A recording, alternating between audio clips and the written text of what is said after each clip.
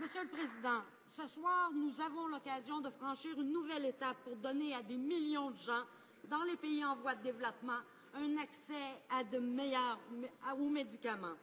Des associations de grands-mères, des chefs religieux, des spécialistes internationaux de la santé, l'industrie des médicaments génériques et même l'industrie des médicaments de marque croient que ce projet de loi devrait être étudié en comité. Les excuses sur la propriété intellectuelle et l'OMC ne tiennent pas la route. Monsieur le Président, est-ce que les conservateurs, ce soir, vont voter pour ou contre la...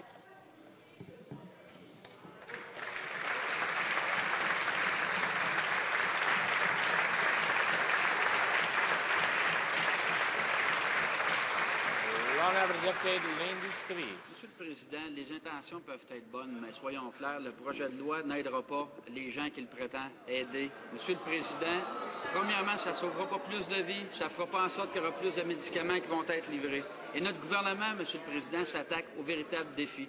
On est leader en termes de financement pour justement envoyer des médicaments dans les pays dans le besoin. C'est plus de 4 milliards de dollars qu'on investit, ce qui fait que ça a réussi à sécuriser 10 milliards de dollars au niveau international pour l'envoi de médicaments dans les pays dans le besoin. Et on espère que l'opposition pourra nous supporter sur ces véritables initiatives. Je comprends pas trop, Monsieur le Président, parce que l'industrie générique, les spécialistes internationaux, tout le monde, sauf ce gouvernement, dit que ça va aider. Ceci dit, sur un autre sujet important, demain, le monde sera réuni à l'ONU pour considérer une résolution sur le statut de la représentation palestinienne aux Nations unies. Plusieurs de nos alliés travaillent cette résolution de façon à s'assurer qu'elle serve à relancer les négociations entre les Israéliens et les Palestiniens. Pendant ce temps-là, Monsieur le Président, qu'est-ce que le Canada, lui, a fait?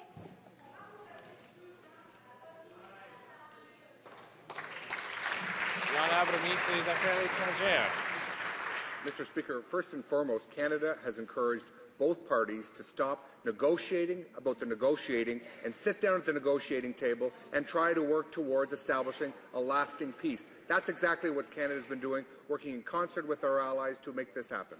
The honourable member for Ottawa Centre. Mr. Speaker, we agree that a future Palestinian state will be realized through negotiations with Israel.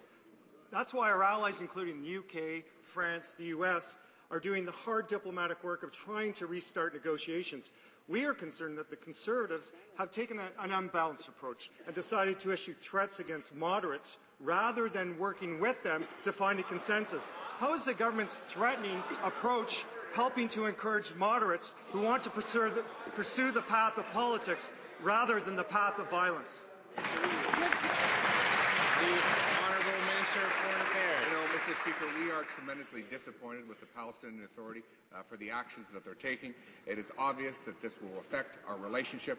This government makes no apologies for standing with the Jewish state. This government makes no apologies for standing with Israel and the UN. I will myself travel to New York tomorrow to be there to speak and to cast Canada's vote. What we encourage is both parties to get back to the negotiating table and to establish a long and lasting peace. The honourable member for Ottawa Centre.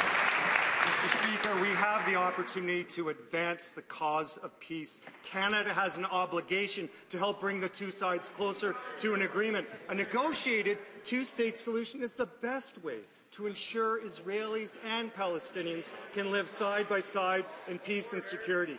Cutting off diplomatic relations with the Palestinian Authority will undermine the cause of peace, and cutting off aid will undermine security.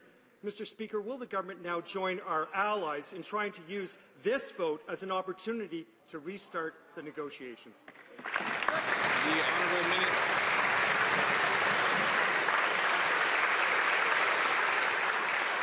The honourable Minister of Foreign Affairs. Well, Mr. Speaker, the NDP has once again come back to its roots and shown where they really stand when it comes to Israel. A unilateral act inaction by going to the United Nations violates more than 7 different accords, 7 different resolutions at the United Nations. We believe that these two parties should sit down at the negotiating table and negotiate a lasting peace deal. We're prepared to do anything we can to support that. What we will not support is a unilateral action by the Palestinian Authority at the United Nations. We will stand with the Jewish state. We will stand with the people of Israel.